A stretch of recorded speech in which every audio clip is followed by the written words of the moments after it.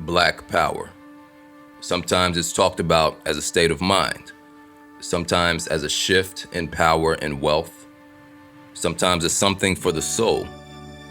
But when you're torn away from your home, reclaiming your power may come from something much more tangible. I'm Jay, and you're listening to Black History Year.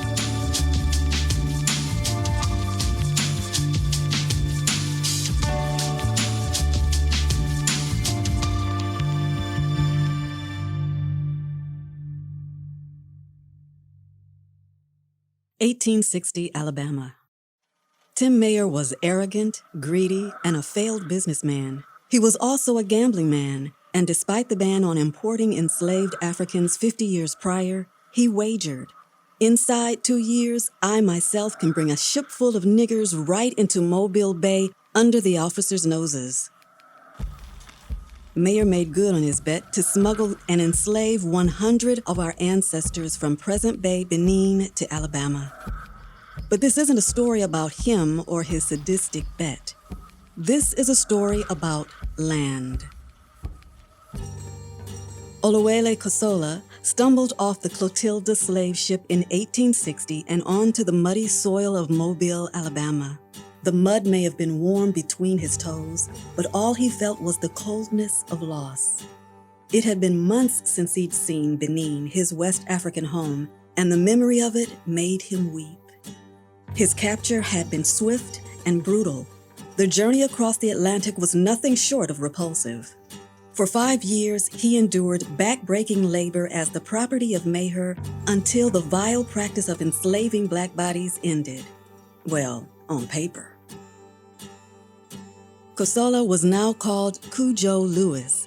He had a wife and children, and none of them had ever seen the beauty of his country. Over the years and the pain and the struggle, Lewis and his fellow captives from the Clotilda still longed to return to their homeland. But the price for passage back to Africa was too high, and they had to get real. America was their new home. This acceptance inspired action. Distraught yet determined, they pooled their money and purchased land from their former owner to create another Africa right on Alabama soil. There, with their hearts and minds turned toward Benin, they built a church, schools, stores. They empowered themselves by maintaining their oral traditions and cherished culture, teaching it all to their children.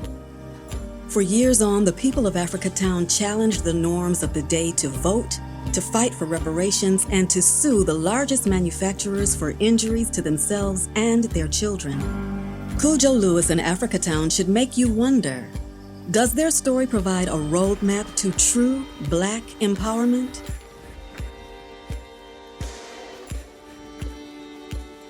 So in 1927, Zora Neale Hurston interviewed Cudjo Kazoola.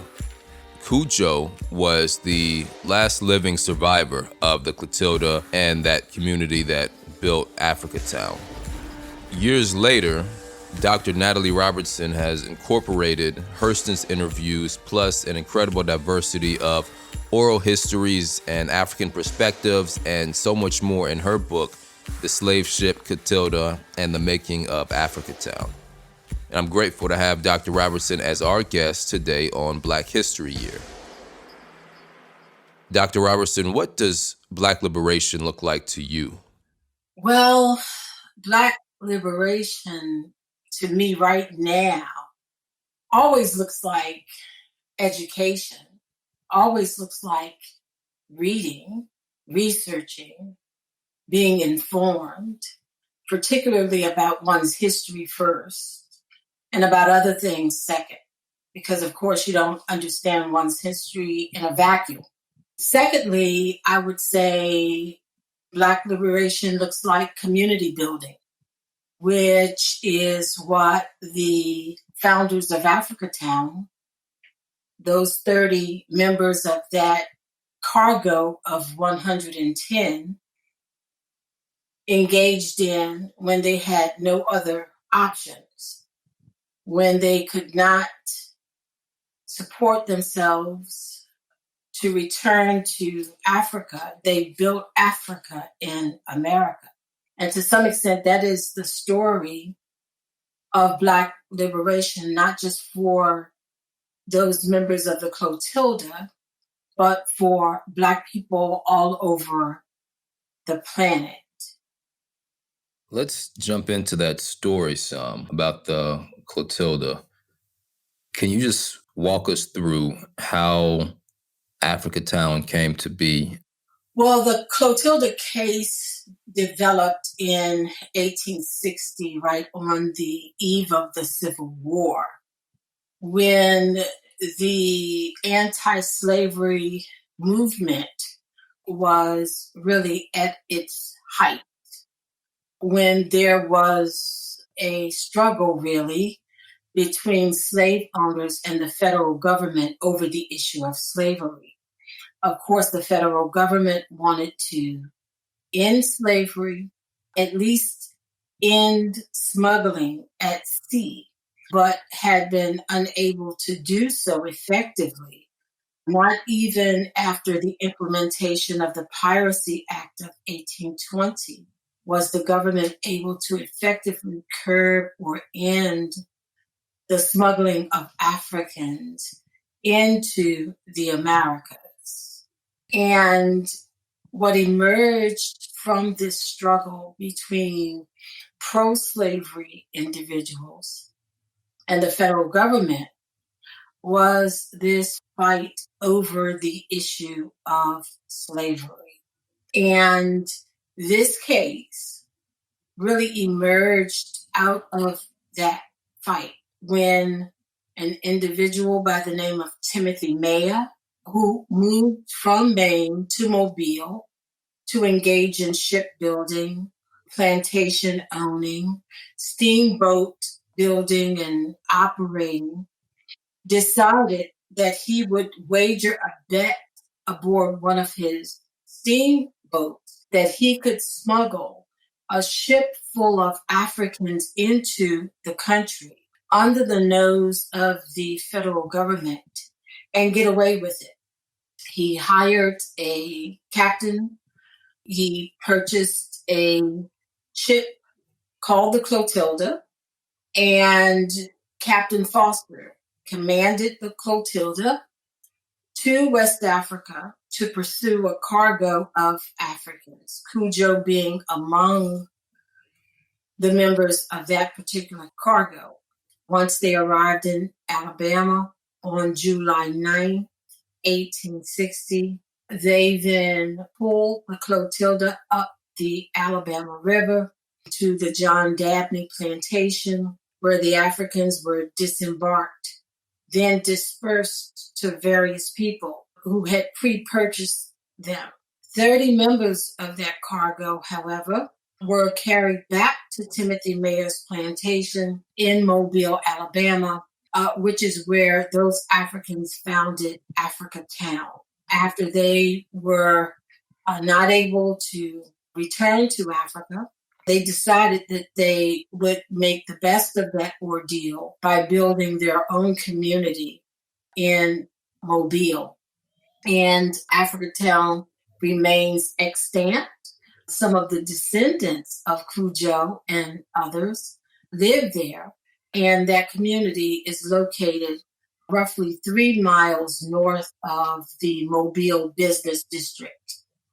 How did this town look? What was the institutions and the structure of it?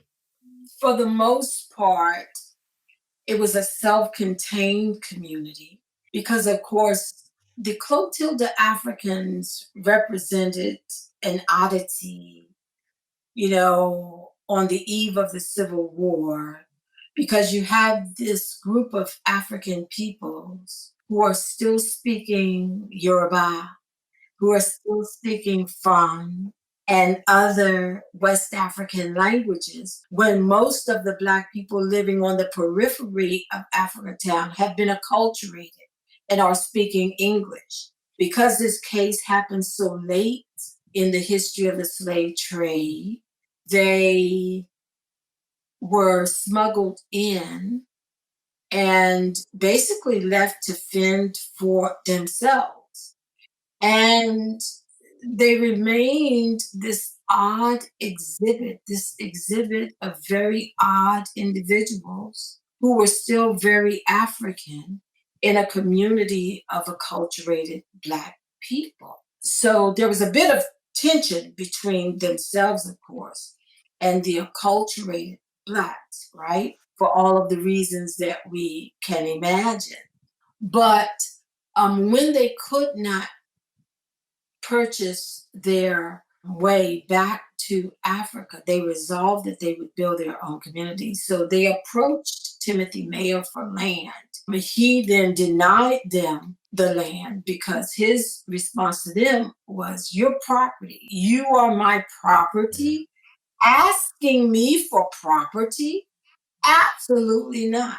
So ultimately, after slavery and after being employed really in Timothy Mayer's sawmills and making a very, very small wage, they were able to save their money and purchase some small plots of land from Timothy Mayer. And this was the making of Africatown, which remained a very self-contained, very insular community because they pretty much bonded and remained to themselves because they knew each other better, actually, than they knew the Black people and certainly the white people around them.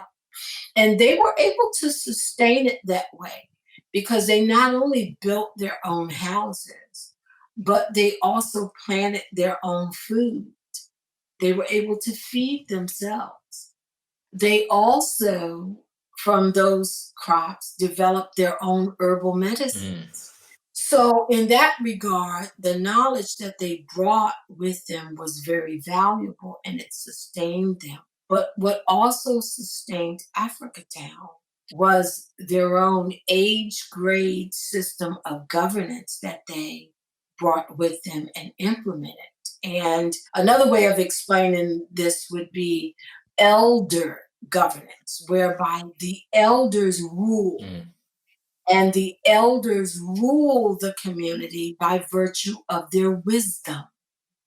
And that is the kind or system of governance that Cudjo and Charlie and Gumpa and Poli maintained in Africatown.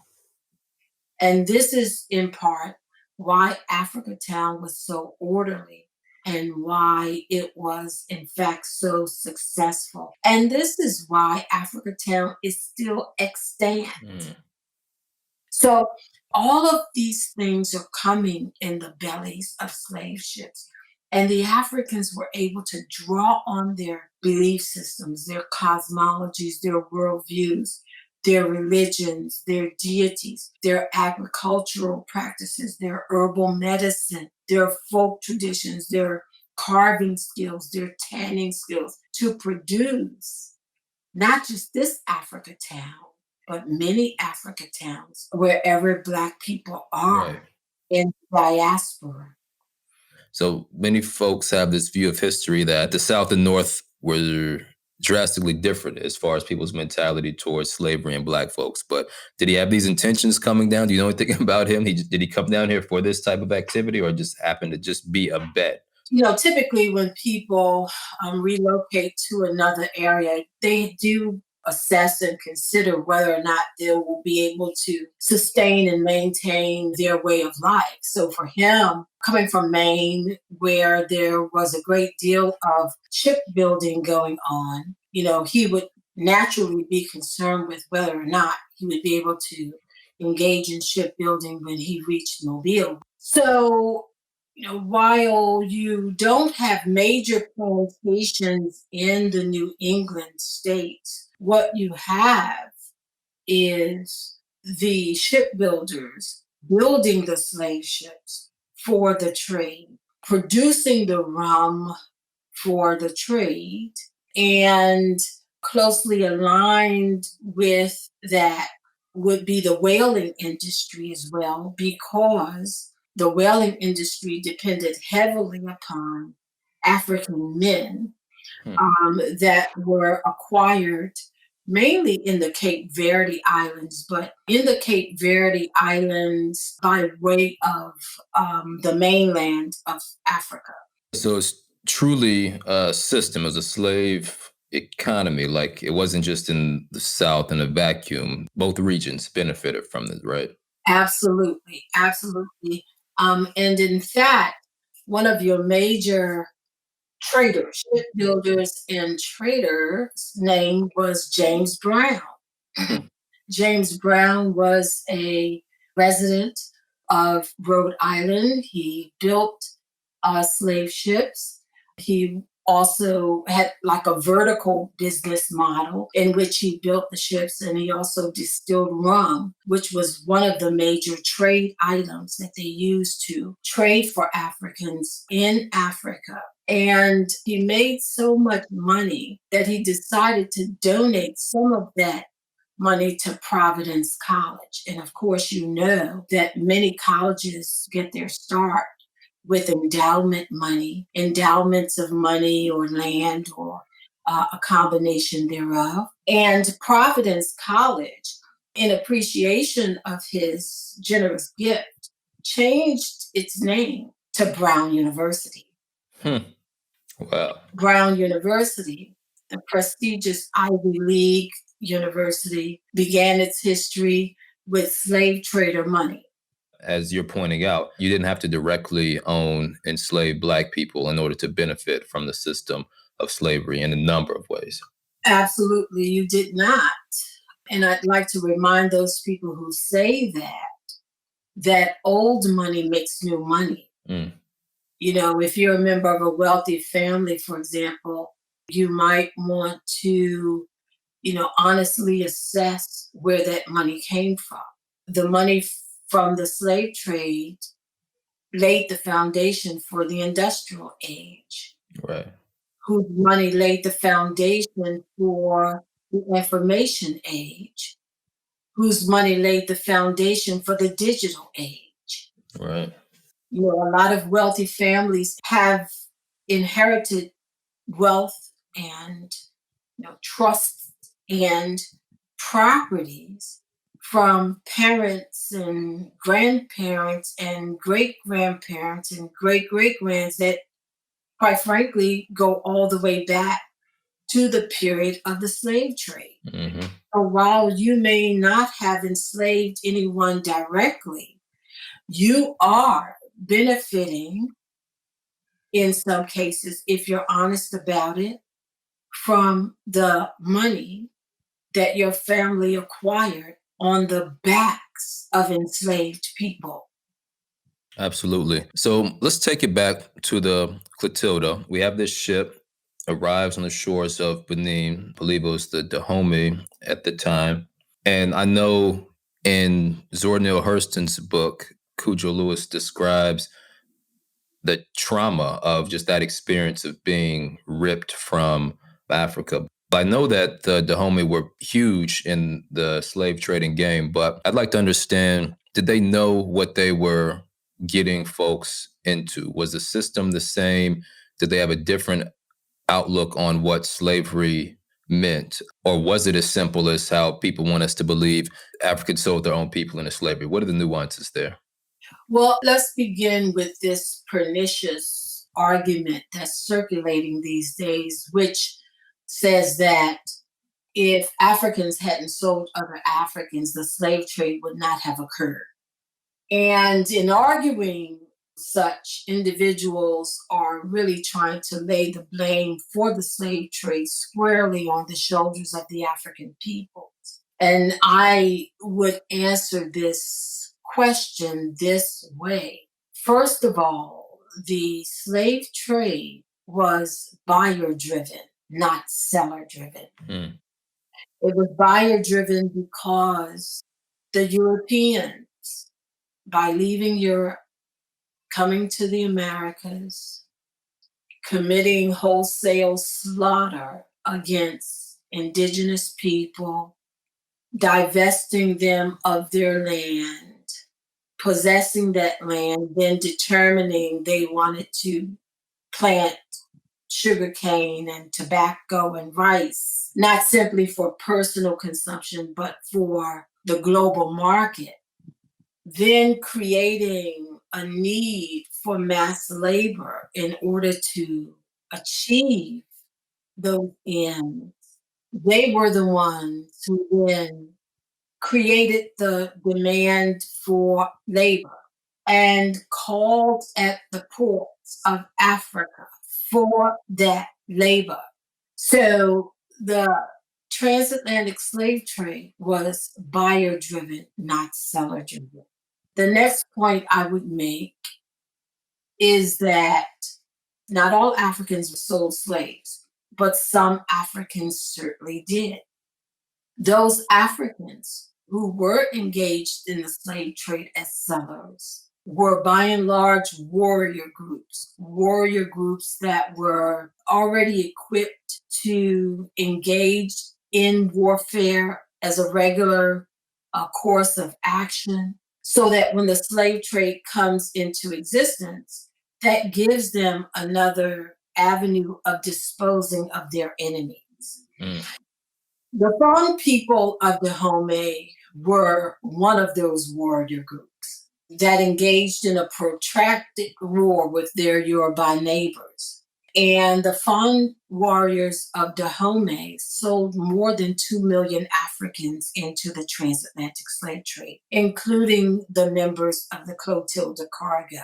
And that is why you find, to some extent, some Fon members in that cargo.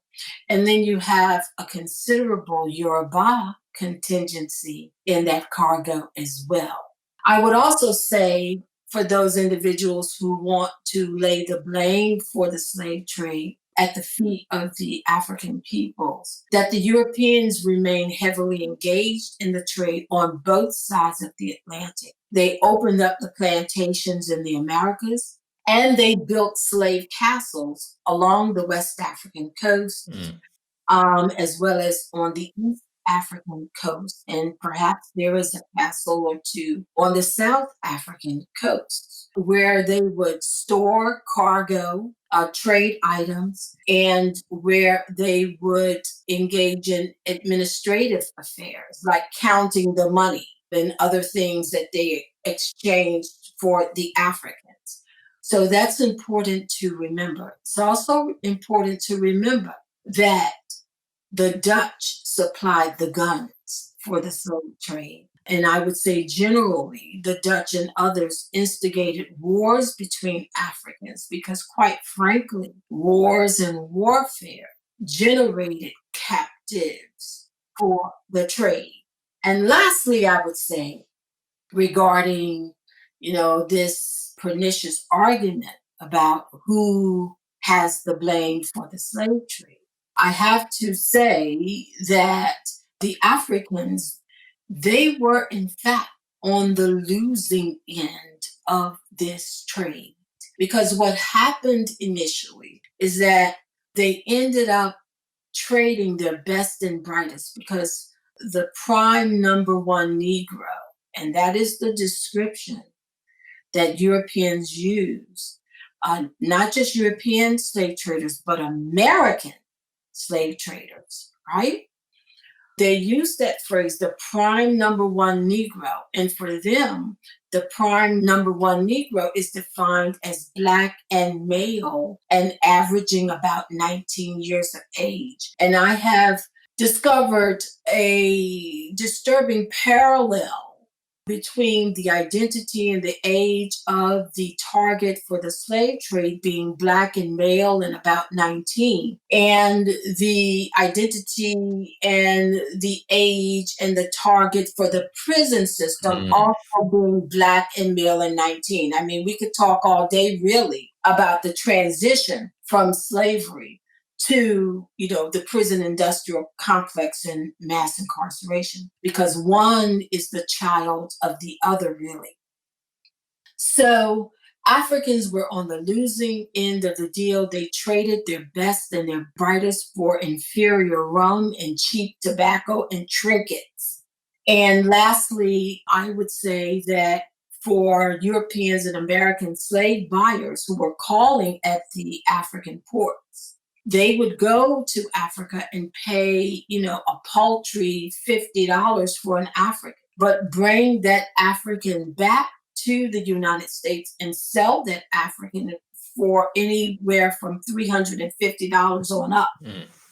So now, if you multiply 350 times a cargo of, 500, times perhaps 10 cargoes that you might make in a year, times 200 years, which is the period of time that the slave trade lasted in British North America. Well, if you do the math, you can tell who made the money. If you sell an African, you make money once.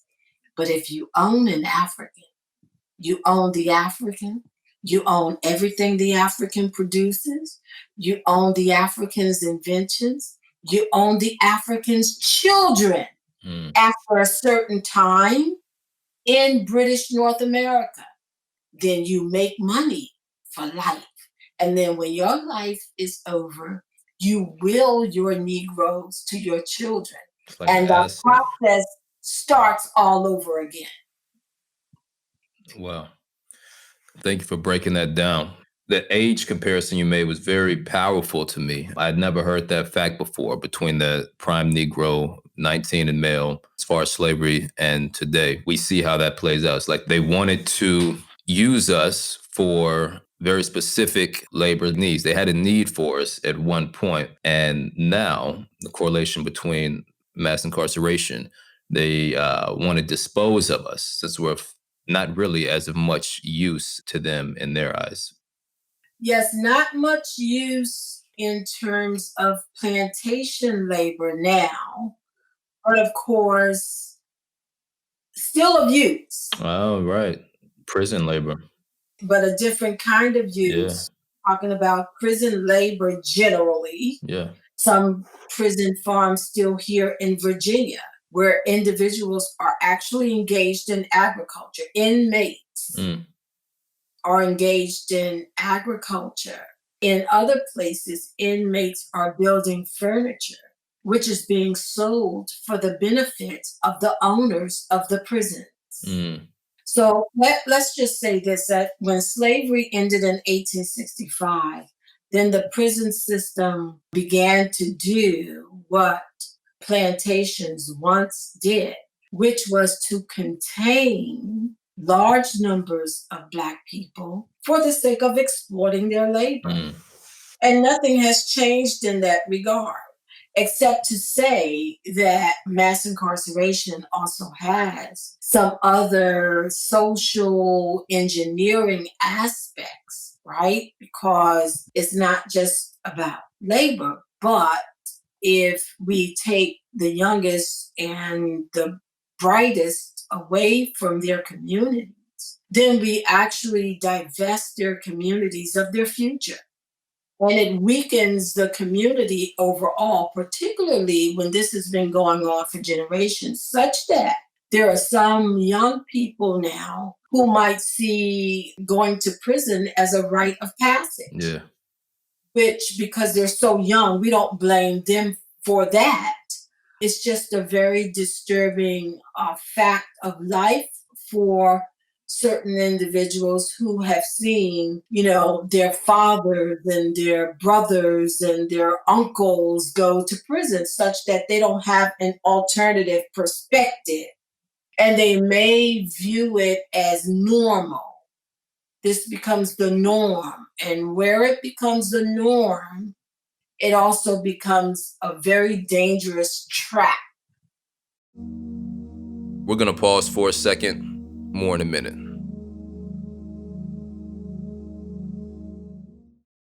With so many things pulling on your time, thanks for spending some of it with Black History Year.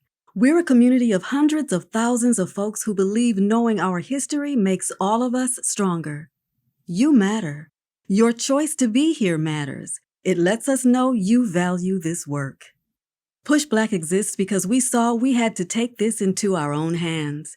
You make PushBlack happen with your contributions at blackhistoryyear.com. Most people do $5 or $10 a month, but everything makes a difference. Thanks for supporting the work. So they've ripped us from communities in Africa and put us over here to do their dirty work. And the same thing's happening today with the prison industrial complex, as far as being ripped from our communities and made to do their dirty work, and it being normalized. Same way slavery at a certain point was normalized. After you're born into slavery, often you can see how it'd be normalized. But let's talk about community for a minute. I'm interested in, after these folks who were taken and brought over on the Clotilda got here, they endured about 3-5 years of formal enslavement. Then they started building community, right? Yes, indeed. They started building the community when they determined that they didn't have any options. And the biggest option that they were interested in was, of course, returning to Africa. They could not explain their whole ordeal. That was the case for many Africans who couldn't explain why it was that they were captured under those circumstances, torn away from their families, torn away from their villages, from their cities, from their homelands, from everything that was familiar to them, then thrown into the company of these Europeans who looked drastically different from them, transported against their will, and then forced into labor situations ultimately for the duration of their lives and for the duration of the lives of their children. They had no other explanation for that. I have to say that the type of servitude in Africa was totally different from European slavery. European slavery is unlike any other form of slavery in the annals of human history.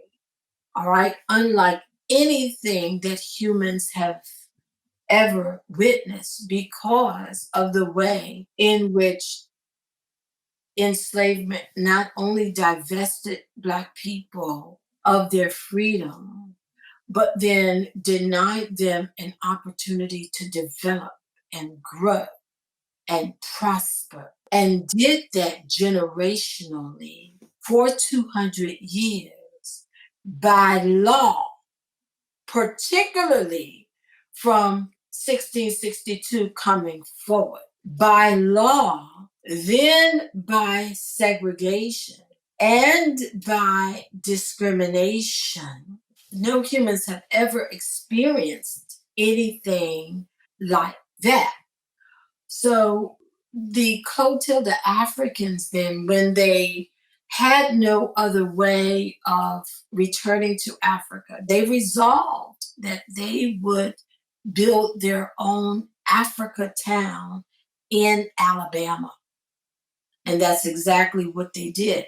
So they drew on their African knowledge, their African technical skills, their African agricultural skills, to not only build their own community with their own hands, but they sustained it based upon their African forms of governance, their African forms of agriculture, and their communal style of living, whereby they shared resources with one another.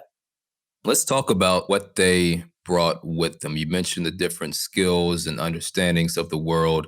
I'd like to start with understanding how they formed their society around these communal ideals, because from what I understand, they didn't form the society based on American ideals. Is that correct? That is correct.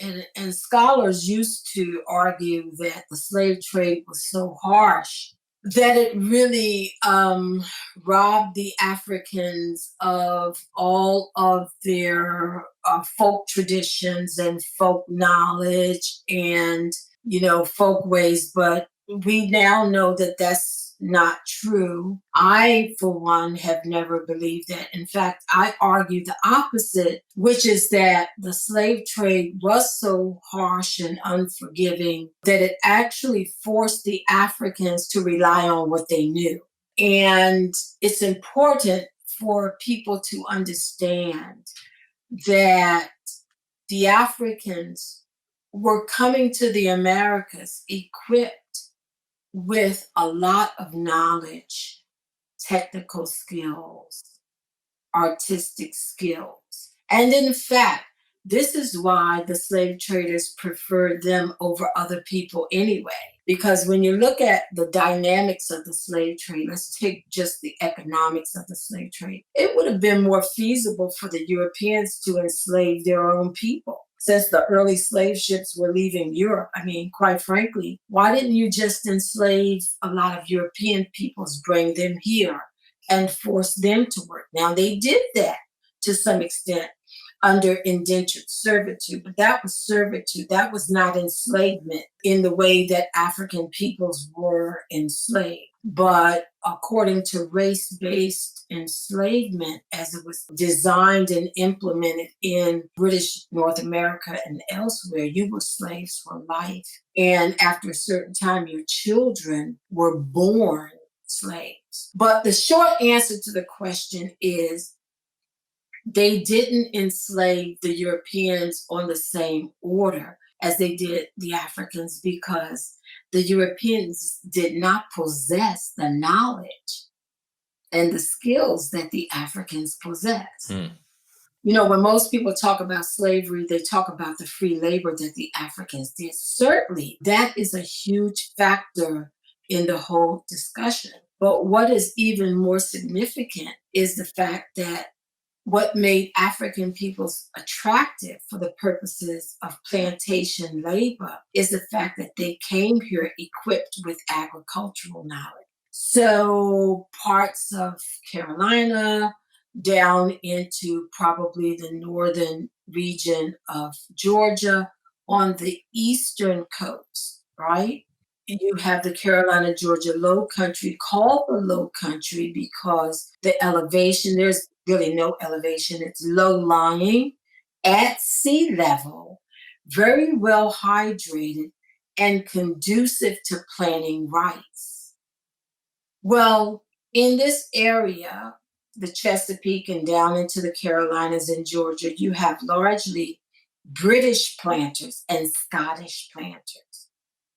Well, British planters and Scottish planters have no knowledge of how to plant rice.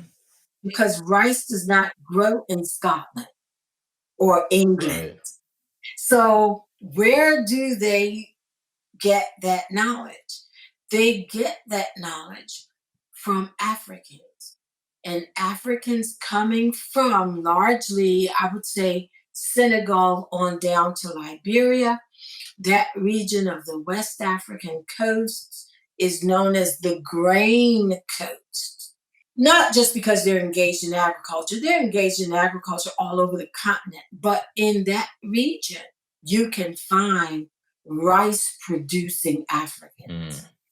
So then the British and the Scottish planters down in the Carolinas, and certainly in the Sea Island regions, would request Africans from the grain coast. Now, before they started planting rice, they were planting indigo.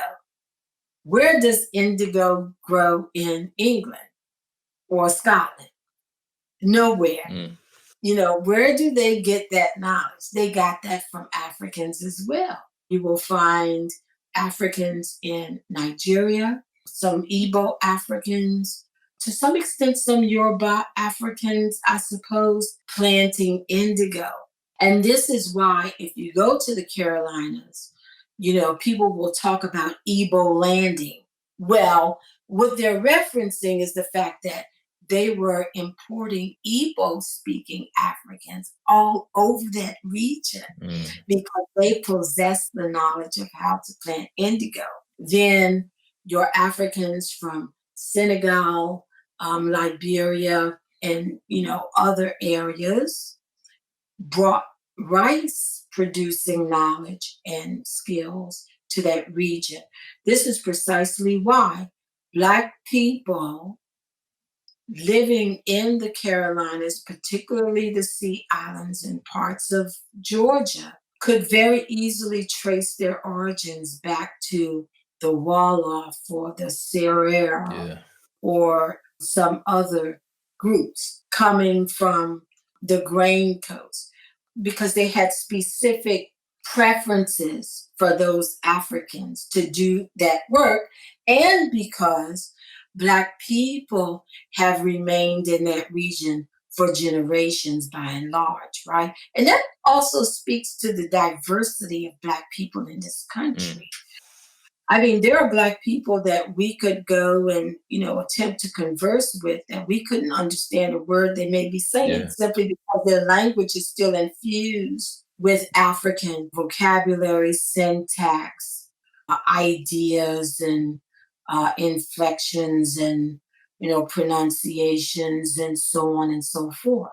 So we are very diverse in this country. I mean, you have some Africans up in parts of Massachusetts who are descendants of those Black men from the Cape Verde Islands who were engaged in whaling, who were forced into labor on the whaling ships, and who subsequently settled in parts of Massachusetts. That's a very diverse Black community as well. So I say all of that to say that Africans did not come here bereft of talent, bereft of skills, bereft of knowledge. In fact, that is why the planters preferred African peoples in the first place, because of that knowledge that got exploited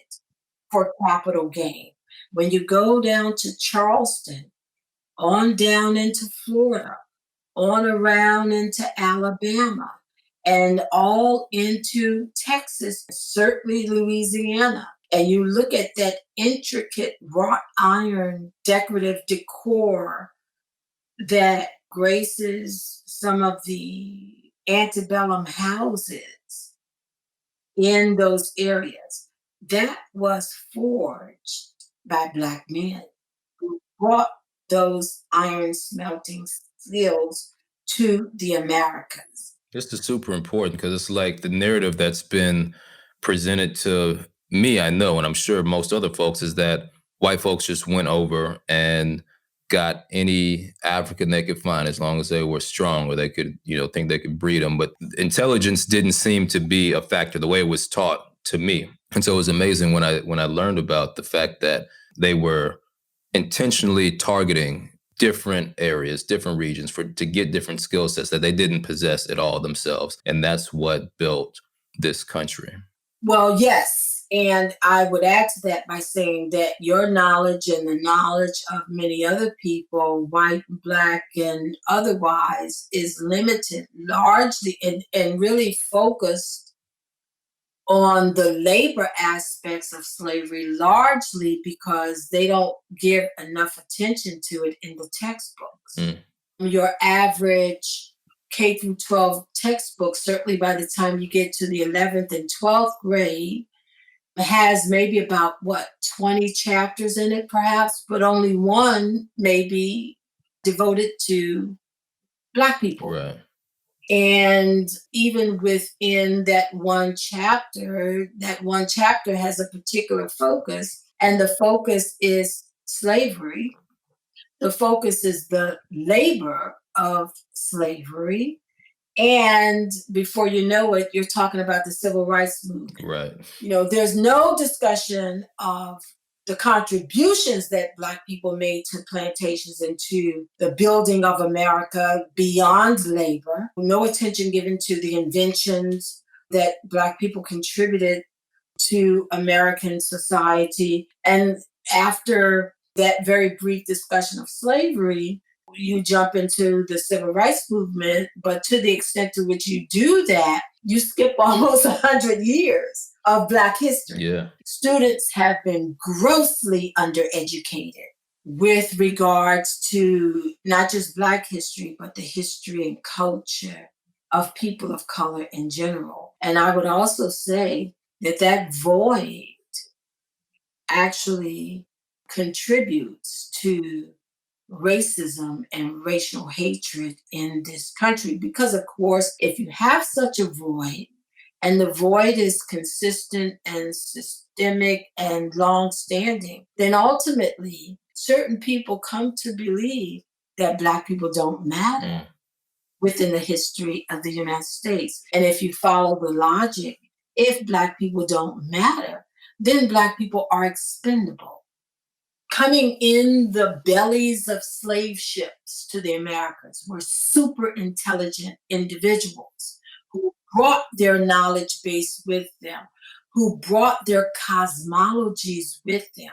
You know, I have to remind people that Africa is the genesis of human development and civilization. We could have a whole nother conversation, but that's worth having a different, separate conversation whereby we could devote a couple of solid hours to the discussion of Africa as the genesis of human development and civilization. And I would give you the evidence of that. And we would start with the archaeological evidence, move into the environmental evidence, and also talk about the role of melanin. And then we would end with the discussion of the biblical evidence to support that reality. This season, we're talking to Dr. Renuka Rashidi and Anthony Browder as well about some of that. We want to take it as far back as we can because it seems that as you pointed out, the narrative for us is just slavery, civil rights, then Obama comes along. But this has been amazing. And I would like to get from you some key lessons or takeaways that our community today could take from the experience of those who built Africatown and the descendants of those who are still in Africatown. What are some lessons regarding land, power, self-sufficiency in Black spaces? Like, what are some of the key lessons that you learned in your research that we should be looking to as we try to build stronger Black communities? That is a great question because I actually deal with that in chapter 9 of the book. And in chapter 9, we've come to a crossroads whereby we're going to have to decide as a people which way we're going to go. And ultimately, the two options that I discuss, and there are more, but I discussed two options. One is reparations. The other one is community building. Now, I don't ask people to choose between the two. I ask individuals to consider both. Reparations is a valid pursuit because, after all, there are no people who have been aggrieved or wronged who say, I've been wronged, but I don't want anything. Black people should also not take that stance. There has to be some reckoning and some compensation even for that. And I go into a discussion about the levels of compensation because that compensation doesn't always have to come in the form of money, which might not even be the best compensation, for what has happened to Black people in this country for generations. Because quite frankly, our growth has been stunted in this country. So reparations, in my opinion, is a valid pursuit. I go into a discussion about the different levels upon which you can pursue it. So I lay that out as a blueprint for people to consider. The other blueprint that I lay out is community building using Africatown as a model for community building. Understanding that the greatest aspect of the Black experience is not our victimization.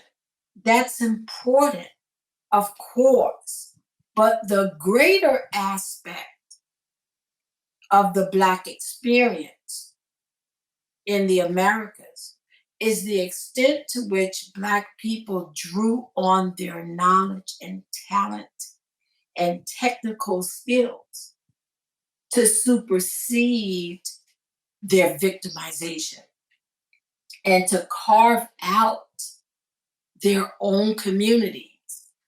From Africatown to Tulsa, the Greenwood Archer Pines section of Tulsa, known as Black Wall Street, to Rosewood, to Auburn, Avenue, Atlanta, to 2nd Street, Richmond, to Durham, North Carolina.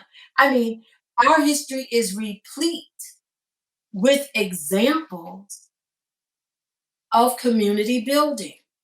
And I think we've reached a point in our history in this country when we have to go back to community building. And that leads me to a little bit of a discussion about Pharrell's and Jay-Z's collaboration on Entrepreneur. That is long overdue. There is a place for club music, but in my opinion, the time for clubbing is over. It's time to become an entrepreneur. It's time to create your own content. It's time to produce your own inventions, your own patents, your own copyrights, to own that which you produce, because you are perfectly positioned to do that now in a way that our ancestors were not. But look what they did with as little that they had at that particular time. You now have social media at your disposal. You have a vast platform on which to build. And so in the digital age, there is no excuse, really, for being unproductive and disempowered in this country. But the focus has to shift. I am so thrilled with Pharrell's and Jay-Z's collaboration, Entrepreneur. I absolutely love it. It's time to become more focused, and it's time to get on with the business of building and rebuilding our own communities from the inside. Love that. Dr. Robertson, thank you so much for spending time with us today on Black History Year. So much information and wisdom, for sure. So I really appreciate you, and definitely hope to have you back again to discuss everything you got. So I really appreciate it. Thank you.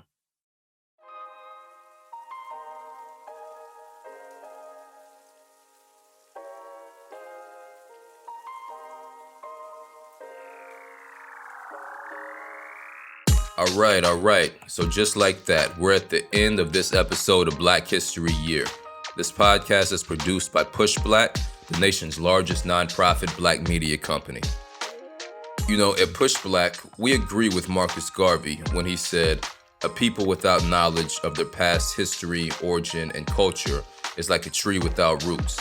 I'm guessing you probably feel like that's important too. I mean, you're here at the end of a podcast about Black history. You matter. Your choice to be here matters. It lets us know that you value the work. PushBlack exists because we saw we had to take matters into our own hands. You make PushBlack happen with your contributions at blackhistoryyear.com. Most people do about $5 or $10 a month, but everything makes a difference. Thanks for supporting the work. Special thanks to Detroit's Motor City Woman Studio and Andrea Daniel. The Black History Year production team includes Tareq Alani, Patrick Sanders, William Anderson, Jareyah Bradley, Brooke Brown, Shonda Buchanan, Eskedar Getahun, Leslie Taylor Grover, Abeni Jones, Akua, Darren Wallace, and our producer, Cydney Smith. For Limina House, our producers are Jessica Rue France and Sasha Kai Parker, who also edits the podcast. Black History Year's executive producers are Julian Walker for PushBlack and Michael L. Sesser for Limina House. I'm Jay for PushBlack. Thanks for checking us out. Peace.